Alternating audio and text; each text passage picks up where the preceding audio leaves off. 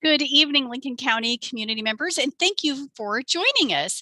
Tonight is our first presentation with the local fire district as part of our Lincoln County Wildfire Readiness presentation.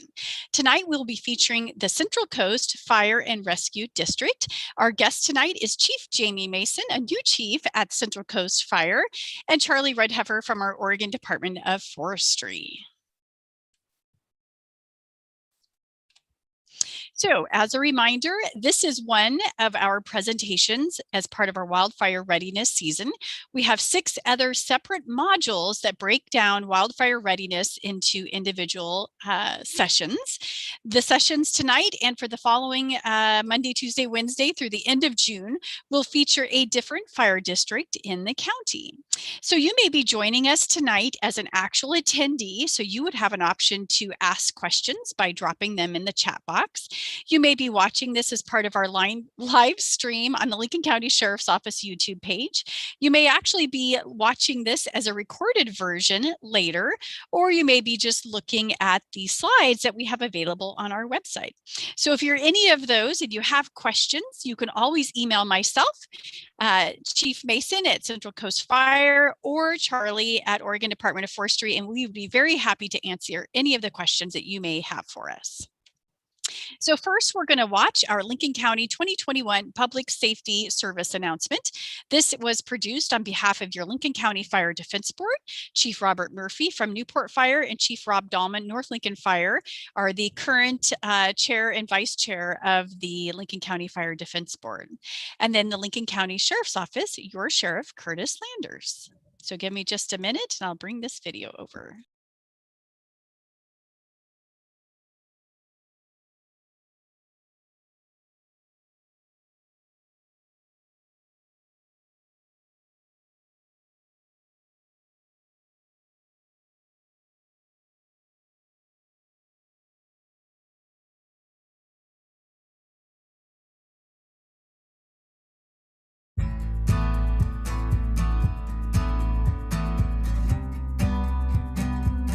Wildfire can and does happen here, and we all need to prepare for it. And that's probably the biggest thing to the public is be aware. Be aware, be prepared, know what happens around you, know what happens in the community. Listen to local radio, local media, sign up for Lincoln Alerts so that you have the most time, the best chance of getting early notification if we need to evacuate. I think something the general public, unless they've been through this, never really fully appreciates is how fast it spreads and how it can go from nothing to a firefighter or a sheriff's deputy knocking on your door saying, "Get out now." Sometimes, while we have a great system and we have the ready, set, go, sometimes it goes straight to go. I mean, that's just the reality because of how fast these fires spread. And so the time to start thinking about what do I do in a wildfire isn't when somebody's knocking on your door. That's probably the biggest lesson, I think. The time to start thinking about it, to start planning with your family, to know what you're going to do is really now. And that's why we're doing these messages, because we want people to think about this now, because in August, in September, you should already know what you're going to do. Yeah, Lincoln Alert should be very much a priority in what they're preparing for their plans. It's a direct communication. We heard a lot of things. Communication wasn't good or wasn't acceptable during this last event. And we know that Lincoln Alerts is one of the things that continued to work and was providing information, timely information, to all the residents in the area. And one of the things that residents can do is make sure that their Lincoln Alerts is up to date, that they have their phone numbers in properly, that their cell phones are in there. If you want to know about a neighbor or family member around, you can put their address in, and there's lots of tools and things you can do to be alerted in the event of not just a wildfire, but any event, any emergency event that goes on. It's an excellent tool, and that's one of the first priorities citizens should do is have that all up to date. So your personal preparedness is have a plan of what to do if you have to evacuate. And this can be applied not just to fire season, but also if we have other natural disasters that come on. Pay attention to what's going on, know when those alerts come out, be part of and subscribe to the Lincoln Alert system, and make sure that you have, if you were to walk into your house and say, I've got 5 minutes to grab my most essential items, what would I take? What would be important? If you're at a level 1 or a level 2 evacuation for a wildland fire, have those things already gathered up and in your car. Have your birth certificates, your important documents, your computers, anything that you say, I can't live without this. Have that stuff at the door ready to go or in your car ready to go. I'm just really proud to be part of this community and part of the response that goes into it, between the county, between the cities, the different fire districts. It goes all hand in hand, and it's a very collaborative approach to these disasters. And it's also because of, we're prepared well. Jenny Demaris, our county emergency manager, prepares us every year, prepares the community as we're doing here with information, but it's working together. That's the only way that we'll succeed, and we do very well at it. Visit Lincoln County's website to view the 2021 Wildfire Readiness presentation schedule. These are live events that you can attend via Zoom and ask questions, or you can watch them live streamed on YouTube. There are 6 subject matter areas and 1 event per each fire district. So if you can't make it in person, rest assured we will archive these online for you to review. When you get to the website, just use the search tool or look for the text that says Wildfire Readiness Presentations. Thank you.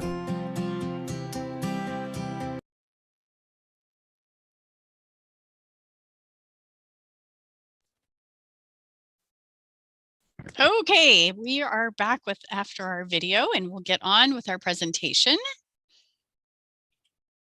So our little bit of an overview of what we're going to talk about tonight. We'll have a brief administrative brief regarding who our sponsors are. Just to let you know that there is seasonal outlook information for both weather and drought. Chief Mason is going to talk about his local fire district and department briefing. So what are burning restrictions, what to do, understanding wildfire weather warnings, how to reach us and calling 911, and Wildfire Be Ready tips. And then Charlie's going to talk about public regulated use restrictions. And then we have a page where we list out additional resources to help you in your planning, and then opportunity to answer any questions that you may have. So that administrative brief. So wildfire advocates, who are they? We know that most emergencies start with a call to our 911 dispatch center. They then activate our fire, EMS, and law enforcement first responders who assist us at the scene of the disaster or emergency. Sometimes individuals from those events are taken to our 2 area local hospitals, Samaritan Pacific Communities Hospital and Samaritan North Lincoln Hospital. And then our public works and utility districts help us put everything back together the way it was before the emergency.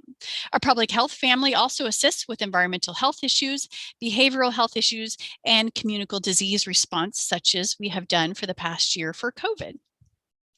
Our elected officials then help coordinate to make sure that state and federal resources are available to all of these responders and agencies. And your city, county, and tribal emergency operations center help coordinate public information, communications, and resources between all of these entities. These specific presentations are sponsored by your Lincoln County Fire Defense Board, which is made up of each of the fire districts here in Lincoln County, and Oregon Department of Forestry. Other sponsors are Lincoln County Public Health, the American Red Cross, Oregon State University Extension Service, Oregon Department of Financial Regulation through their Consumer and Business Services, and Oregon Coast Community College. And lastly, your Lincoln County Sheriff's Office. So what is our objective? If you've attended our Cascadia wildfire presentations, this is not unfamiliar to you. Our goal for any disaster that we have a vulnerability for here in Lincoln County is to strengthen your knowledge of that local risk, in particular this one, wildfire risk, and your role in preparedness, response, and recovery. So first, I'm just going to show you a couple of resources that are available to you specifically for weather and drought seasonal outlook. So Oregon Department of Forestry has a seasonal climate forecast. They actually update this every 3 months. And so the forecast that they have currently is for the May through July 2021 period. And in our presentations, if you're looking at the slides, you can click on most all of the graphics that are in our presentation, and it will actually take you directly to that website where you can either review that video or have access to additional information. So if you have time and interest, I think the ODF forecasting presentations are actually pretty worth your time. The next one, our National Weather Service provided a summer outlook specifically for us here in Lincoln County, although it's pretty much for the whole Oregon coast. They provided this to us in May as part of our county-wide public safety tabletop exercise. Each year we do a tabletop exercise with our public safety responders and local government to make sure that everyone is ready for fire season. So you can click on this link here and it'll take you through that entire presentation. And then drought conditions. As you can see here, we just updated the U.S. Drought Monitor page. This one was dated or effective. The map was released on June 10th. And Charlie, I'm wondering if maybe you could just talk a little bit about what we think we might expect for the Pacific Northwest and specifically Lincoln County when it comes to drought, because we are just barely midway through June and it shows that we are already in severe drought, but we just had a bunch of rain. So are we still going to be in drought conditions? Well, our drought or our rain year starts in October, and since that started, the last I checked on the local rain gauges, we're somewhere between 7 and 8 inches behind. So even though we had a winter and a rainy season, it was far less than we normally get. We've had a little bit of moisture recently, but with the forecast being warmer than average and drier than average for the next few months, we're going to very likely go right back past that and into fire season restrictions and public use restrictions. Okay. All right. Well, thank you. And again, you can click on this link here. And if you want to keep yourself apprised of the changing drought conditions, you can click on it, bookmark it on your mobile phone, your iPad, your computer, desktop, and then you can check it as frequently as you would like. So, local fire district briefing. Chief Jamie Mason is going to talk a little bit about information that is sort of collectively for all fire districts in Lincoln County, but then he'll specify that for his district. And then Jamie, just let me know when you're ready for me to advance the slides. Okay, yes, thank you. I'm Jamie Mason, Fire Chief, Central Coast Fire and Rescue here. So kind of touching on burning ban and burning restrictions in general, there are different levels that these restrictions will go through. Currently, right now, even with the moisture, we are seeing dry conditions coming back, and that's going to change the restrictions as we kind of reflect on how the conditions are going to affect fire behavior. So for right now, we are in fire season, which is early for the coast. We've also shut down our backyard burning season effective June 1st, which is also early typically for the coast. In the past, it would normally go for as far as just after July 4th before we would typically look at shutting down our backyard burning debris season. So even though we've had some recent rain, the conditions have already given us enough concern to start imposing on burn restrictions and early in the season, earlier than normal. When you look at a full burn ban, then we are in a situation where you can't burn anything. There, even recreational fires, cooking fires.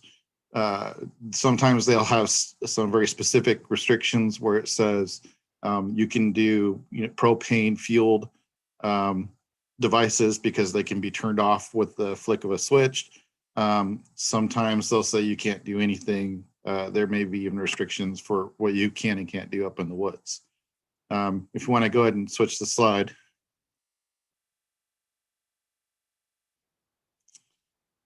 So it's really important to keep in contact with the local fire district. All the fire districts usually have a burn line. that has the up-to-date information on what you can and can't do. Once we close the burn season, the backyard debris season, then that typically stays closed until the end of the fire season. So that's not going to be something that's going to open and close and open and close every time we get any level of moisture from rainfall or even a marine layer coming in. When you see a red flag condition, that means that we have weather events that are going to favor fire conditions. And so that's when restrictions are going to start to get imposed even more.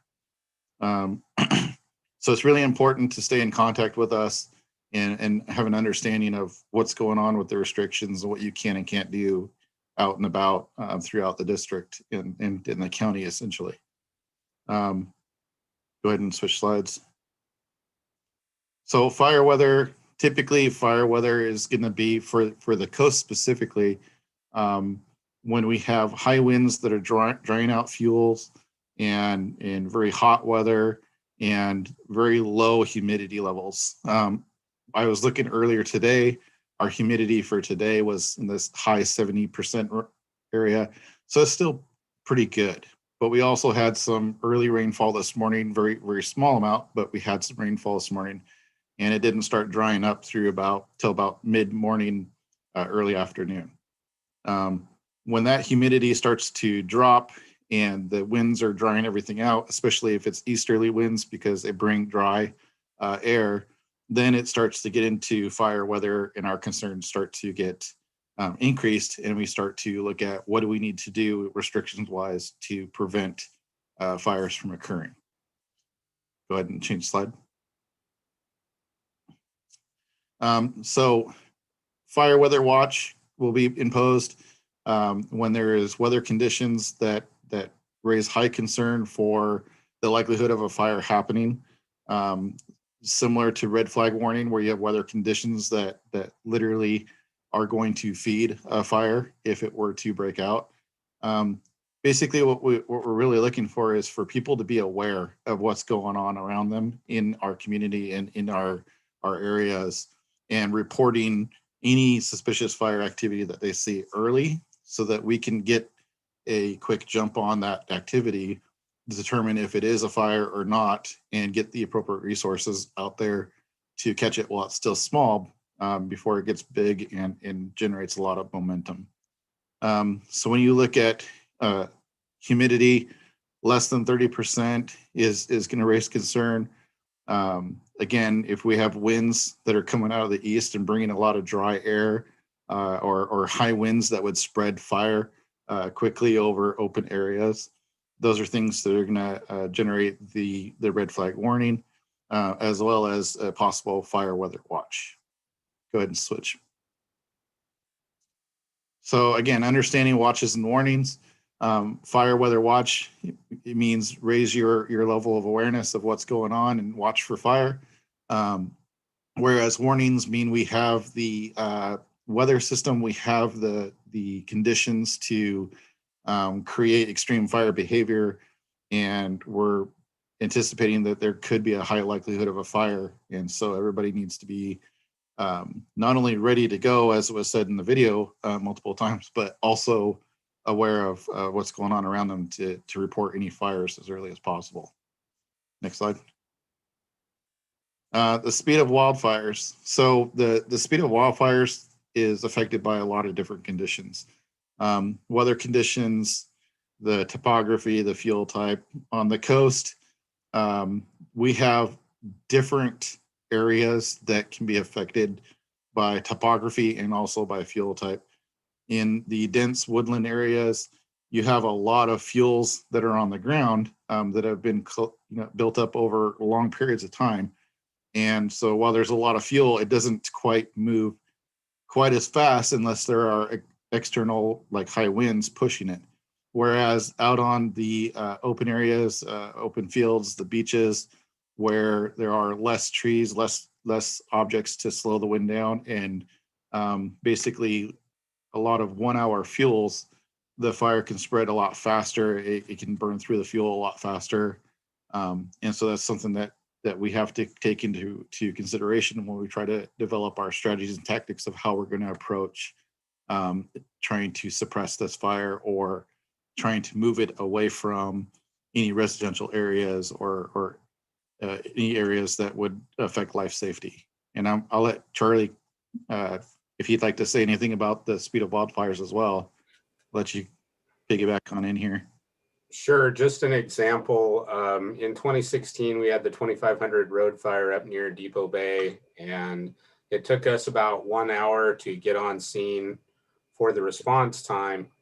And during that 1 hour, it built up enough momentum, and the wind carried embers downwind far enough to light 2 additional fires for up to 2.5 miles away.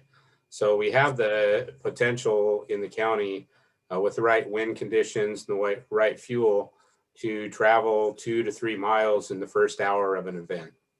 So we do have the potential for significant fire spread and fire speed here on the coast. So what to do if you cause a fire or if you see a fire? The message that we really want to get out to everybody is report it as early as possible. Yes, you can attempt to extinguish it with a shovel, with water, with sand if possible, but don't allow your attempt to extinguish it delay the activation of 911. We're going to need to get on scene, size up what's going on, and start to develop our resource list of what we're going to need to handle whatever size of fire this may be or could potentially be as it grows, waiting for more resources to get there. So again, early response is really the important message that we really want to get out to our patrons. If you can't fight it, if it is growing and building a lot of momentum, then definitely evacuate the area to a safe place and allow the responders to come in and do what they do with extinguishing that fire. Next slide. If you see smoke at a distance, this happens a lot during the burn season, where people will see smoke way off in the distance. And a lot of times it may be a slag burn that ODF is controlling. It may be a permitted burn that's a large pile that's generating a lot of smoke early on because of the moisture level in the fuels. But typically during the burn restrictions, you don't see large columns of smoke like what's pictured here in the picture on the slide. If you see a large column of smoke, definitely get a hold of 911 and report that there is a column of smoke. You can also call the fire district. The fire district may not answer if all of our responders are out on that fire already. However, when we have a big emergency, we typically try to get our support personnel and our CERT personnel, excuse me, to come down to the station and set up a call center so that they can be providing information to the public and to anybody that's got concerns about what's happening with that fire. There are other means of notification as well. For here specifically locally, our district website has the automatic posting of emergencies that we're responding to. Those are also transferred over to our Facebook page automatically. And then we also have some media sources here locally that will not only post that there is an event, but they'll also provide updates as they come in over the radio. So definitely tune into either our website or local media or call onto the station to find out what's going on and be ready to go if it's near you. The important thing, like they said, is to have everything that you know you're going to need ready to go right away so that you can evacuate as soon as possible. If you see a fire that is unattended, unobserved, and even though it may not be growing or going anywhere with the backyard burning restrictions right now, that would be reportable, and you should call either the non-emergency dispatch number or 911 to report that fire so that it can be handled by local responders. Go ahead and next slide. So local county fire districts by area. Going from north to south, there are multiple fire districts and fire departments throughout the county. In the north, you have North Lincoln Fire and Rescue, which covers all the way out to past not Grand Run, Rose Lodge. Going south, it then neighbors with Depot Bay Fire District, which then proceeds down into Newport Fire Department, which also has a rural fire protection district with it. Moving eastward, you'll get into Toledo Fire Department and their rural district as well, with Silet's Rural Fire just to the north of them. Down here locally, for Central Coast specifically, you have Central Coast Fire and Rescue and Seal Rock Fire District, which both respond together automatically on all calls through an intergovernmental agreement. So anytime anybody calls 911 in Seal Rock or Central Coast, both districts are automatically alerted and automatically responding together.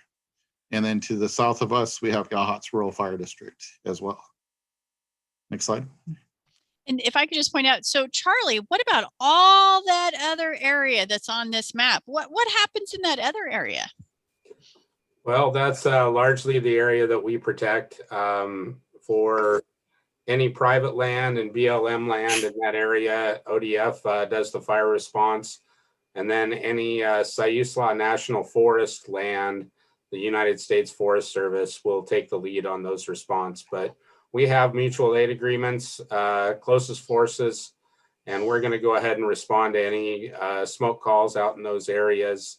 We are not geared or trained for structure protection, though. So there are some unprotected structures out in those areas, and those are a different story. We need to try to figure out a response for structure protection out in those areas. Yeah, so I was actually leading you into that purposely. So for folks that live on that rural area, that sort of, yellowish blonde color, you may have your fire insurance bill that you get annually and you wonder why it's so high. The reason why is because we are considered, I'm out in that area as well, I'm out way past Eddyville, that we are in the unprotected area, which is exactly what it means. Oregon Department of Forestry, that is their service area, but they are not a structure fire department. So your insurance agency sees that as a high risk. So that's why we pay more insurance.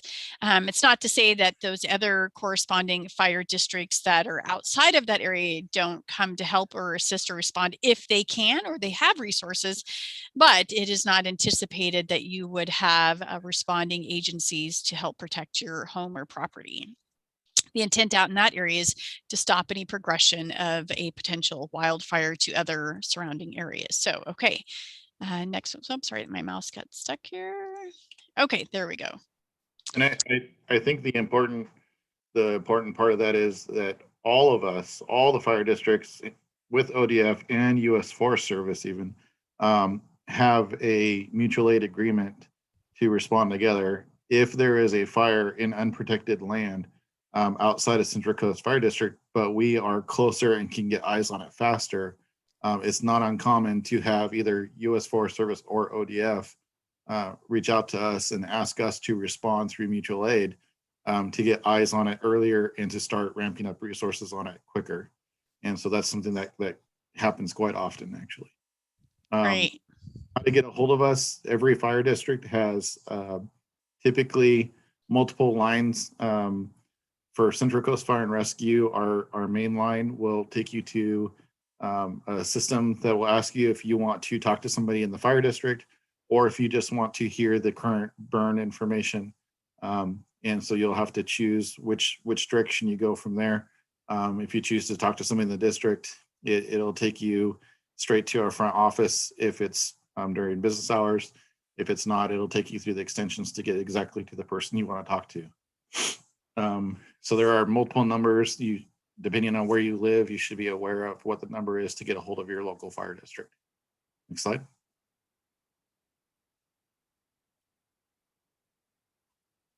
Again, when to call 911. If you're seeing fires, if you're seeing columns of smoke that are uncommon, for this time of year or during the burn closure, especially if we have restrictions going on, we definitely want you to call 911 and start to get our emergency services activated early. It's always easier to cancel resources than it is to try to get resources up and running when you need them right away. And so we really want to get that early activation.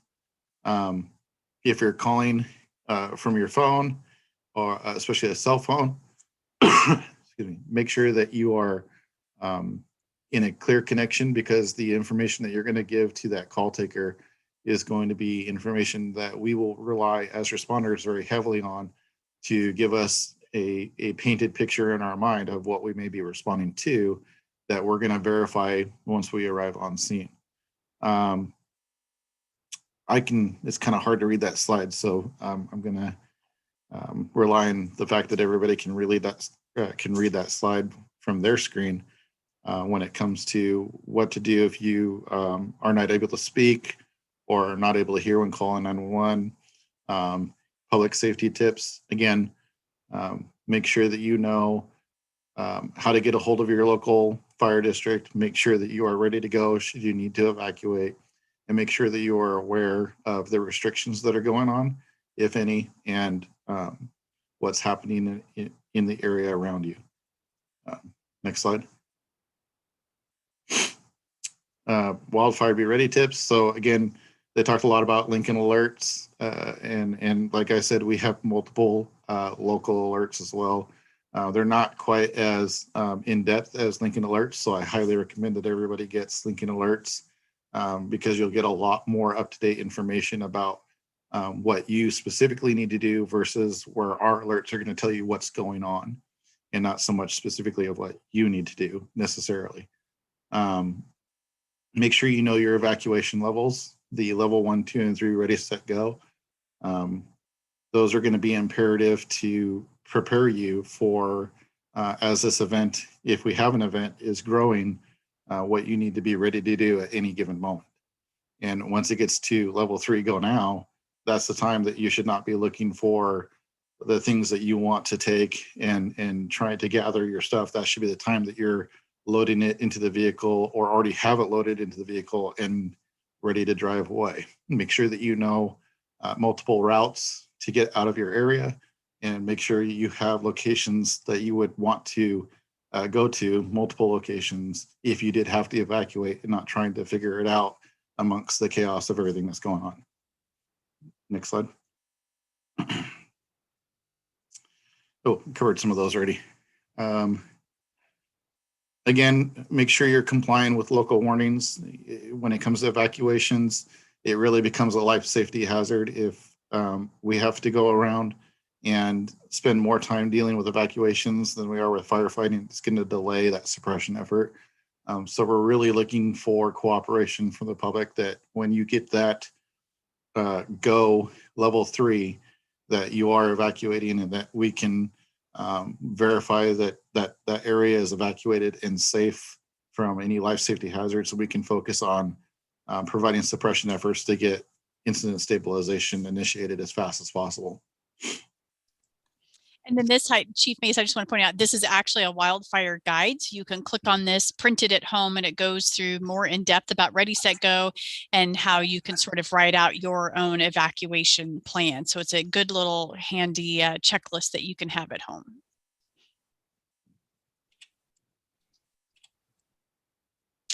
Okay, so now we're going to hand off to Charlie from Oregon Department of Forestry. He's going to take us through the public regulated use.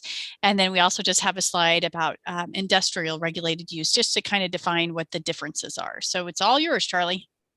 Sure. Our largest source of wildfires in Oregon are human-caused fires. So as our fire danger goes up, our restrictions come into effect for the public to try to stem the human-caused fires in that situation. So please continually check the fire restrictions and the fire danger. Our color-coded boards that have the yellow, blue, or the green, blue, yellow, and red are indication to you what our current fire danger is.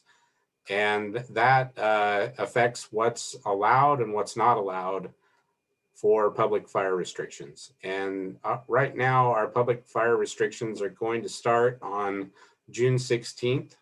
So they will be in effect tomorrow morning, and off we go into fire season. And so if you need any guidance on what's allowed and what's not, please give us a call. We also have a color-coded sheet that we have out there that we can provide for anyone that has questions about what's allowed and when.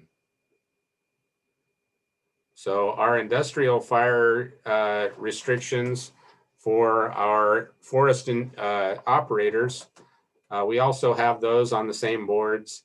And now in Lincoln County, we have 3 different zones. We have a strip right along the coast, a strip a little farther inland, and then a strip over on the eastern part of the county, because we have different weather in those 3 zones. So we keep industrial fire precaution levels for each of those 3 zones on all our boards for people to know what our industrial restrictions are out there as they're working in the forest. There's our color-coded little leaflet that explains what's allowable when. So in low, you'll notice many of the things that are listed are allowed. And then once we get up to moderate, a few things are restricted. And then we move to high fire danger, and most things are restricted. And then if we move to extreme fire danger, all the things are prohibited. So this leaflet gives you a great reference for how to read those fire danger boards. Please contact us if you'd like one. And maybe, Charlie, I know in the other presentation we do, and we talk about protection, wildfire, and sort of risks, but I'm just going to put it here because we may not catch as many, more people might be listening this presentation than we did the other one. So tell us again the story about the liability about property owners and that public use restriction. If I'm out in that unprotected area or somewhere and I'm doing something that's in this red area, kind of give them a perspective of what could happen. Sure. Well, we, the taxpayers of Oregon, fund a lot of the firefighting that goes on here in the state between the general fund and the landowners. And so because of that and other reasons, we always try to find the cause of each fire. And if that cause was willful, malicious, or negligent, or outside the current restrictions, we have the responsibility to cost collect for any damage done by the fire and the suppression effort. So those bills can add up quite quickly. In 2015, there was the Stouts fire down in Douglas County. It lasted over a month and cost $38 million to suppress. The 2 people that were responsible for starting that by mowing their dry grass in the afternoon, those 2 fires grew together and created that Stouts complex. The state of Oregon billed those 2 people for the $38 million. So any fire you start, from start to finish, you're responsible for it, and any damage it does and any suppression effort that needs to be brought to put it out. Thank you, Charlie. And the other reason why I like for Charlie to kind of just reflect on that real world story is we have another presentation that we did that is on financial readiness for wildfire season. So really talking about your insurance, your property protection. And Nancy Yule from the Oregon State Department of Financial Regulation, she joined us for the presentation, which I think is module 1. So do take time to look at that module. It's about 45 minutes long. There are some really good tips in there, considering about your own protection through your homeowner's insurance, or if you happen to be a renter, because there could be some downstream effects if you make the wrong decision or even if it's accidental. So thanks for that, Charlie. Okay. next. Okay, so that's the conclusion of our base presentation. And next, we're just going to talk a little bit about some other resources that are available to you. We do try to encourage all of our community members to think about increasing your survival skills, your technical skills, or even considering volunteering. We have many agencies that provide a volunteer service that you can incorporate with. Always encourage you to get a first aid and CPR or keep those up to date. The American Red Cross is always looking for volunteers. They are a primary responder for Red Cross shelters, and they also assist our local fire districts after an individual has a structure fire, maybe just your home was on fire. The Red Cross really steps in and provides those services to the homeowner, put them up in temporary shelter and housing, and get them some basic essentials. And then, of course, during large-scale events. Amateur radio, we refer to as our Lincoln County Auxiliary Communications. They are ham radio operators. If you have any interest, maybe did that in the military, you got a hobby, we're always looking to grow that capability to be able to use when traditional communication systems may be disrupted for some reason. Your CERT, which is your Community Emergency Response Chapters of Lincoln County, Chief Mason has one of those. He has the South Lincoln County based out of his Central Coast Fire, which represents Seal Rock all the way down to Yachats. Their group was the first time in 2020 that all CERT chapters were 100% activated for a real world response for COVID. And then they also assisted with our Echo Mountain fire response. Map Your Neighborhood is a great way to get to know your neighbors, find out what their resources, limitations are. You might find that you have neighbors with access and functional needs. They may not be able to evacuate themselves. So having that situational awareness of your community, your immediate neighborhood is always beneficial. And then, of course, those resources are all available to us online. Chief Mason, anything else you'd like to add regarding survival skills or volunteer groups? Nope, we've done training with our CERT members. We wanted to make sure that they were aware and ready to assist with the Ready, Set, Go if need be.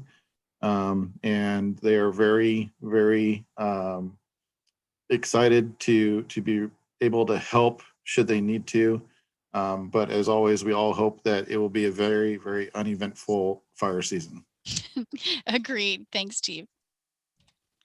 Okay, additional resources. We talked about that. Lincoln Alerts. If you haven't already subscribed, we really encourage you to do so. On our page, we also have a wellness check for your Lincoln Alerts profile. If you haven't looked at it in the last couple of years, did your address change, get a new phone number, change a phone number? You can have multiple addresses in your Lincoln Alerts profile. I have my grandmother's address, where my kids go to school, where I work, and then my own home address. So I get alerts from any of those locations.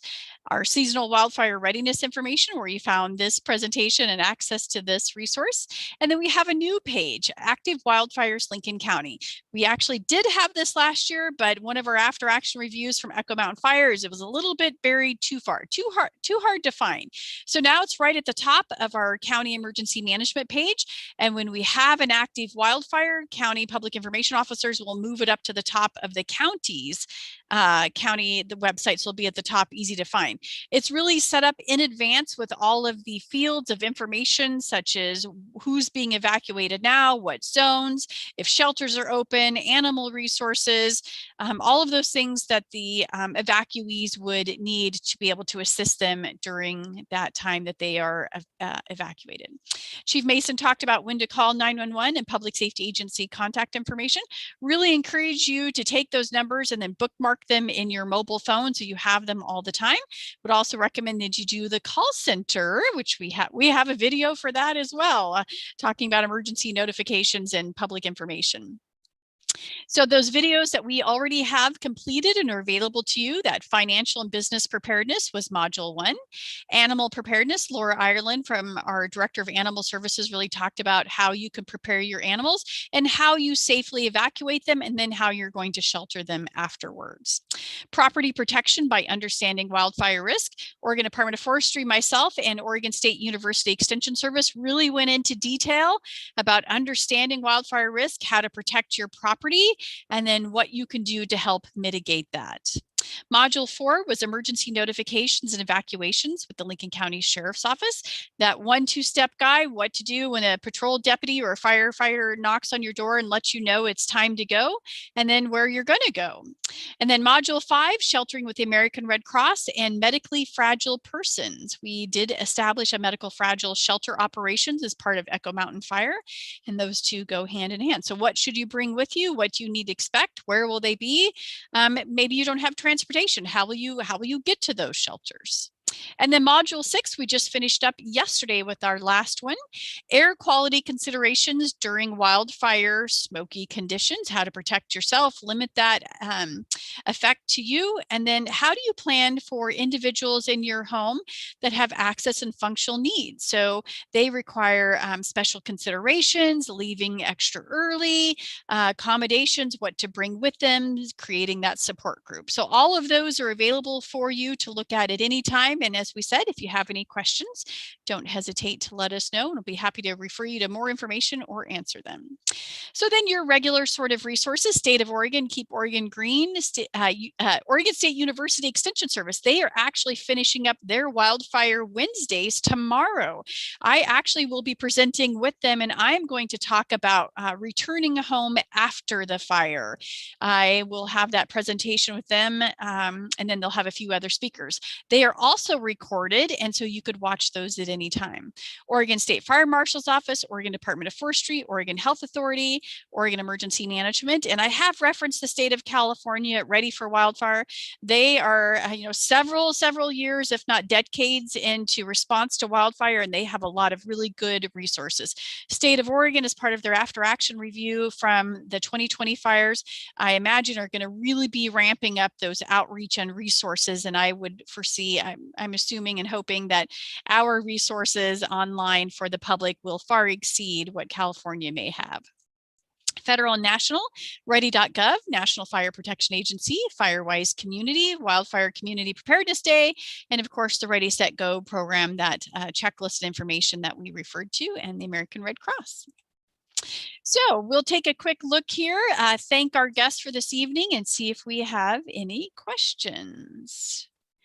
We'll give it just a minute. And Chief Mason or Charlie, any final thoughts or anything you'd like to say while we check to see if anybody has questions? Just thank you for the opportunity to provide a level of education and information out there to everybody. And as always, we're here, we're trained, we're ready to respond. And we're really relying on the public to notify us early should they see any level of fire activity whatsoever, so we can get a handle on it. Thank you. Charlie, any parting thoughts there? Yeah, thank you very much for having us. And it's going to be a long fire season. Be very cautious and careful with fire out there, please. Thank you. All right. Well, it does not appear that we have any chats in the chat box, so maybe we've done our job well tonight by giving everybody the information that they've needed. So we'll conclude this video for tonight and thank everyone. And I believe tomorrow we have, I think, North Lincoln Fire and Rescue will be at the other end of the county. And then next week, Monday, Tuesday, Wednesday, again, we'll have a fire district featured. And then the last week of June, 28th, 29th, and 30th, I'll be back again with 3 more fire districts. So thanks, gentlemen, and have a good evening.